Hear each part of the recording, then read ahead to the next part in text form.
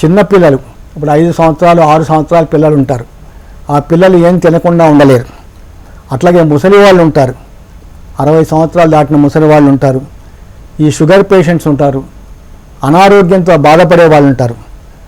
వాళ్ళు ఈ యొక్క గ్రహణాన్ని పాటించవలసిన అవసరం లేదు. వాళ్ళు మ్యాక్సిమం రాత్రి 7 భోజనం చేస్తే సరిపోతుంది. చిన్నపిల్లలు ఇప్పుడు 5 సంవత్సరాలు 6 సంవత్సరాల పిల్లలు ఉంటారు. ఆ పిల్లలు ఏం తినకుండా ఉండలేరు. అట్లాగే ముసలి వాళ్ళు ఉంటారు, 60 సంవత్సరాలు దాటిన ముసలి వాళ్ళు ఉంటారు, ఈ షుగర్ పేషెంట్స్ ఉంటారు, అనారోగ్యంతో బాధపడే వాళ్ళు ఉంటారు. వాళ్ళు ఈ యొక్క గ్రహణాన్ని పాటించవలసిన అవసరం లేదు. వాళ్ళు మ్యాక్సిమం రాత్రి 7 భోజనం చేస్తే సరి. చిన్నపిల్లలు ఇప్పుడు 5 సంవత్సరాలు 6 సంవత్సరాల పిల్లలు ఉంటారు. ఆ పిల్లలు ఏం తినకుండా ఉండలేరు.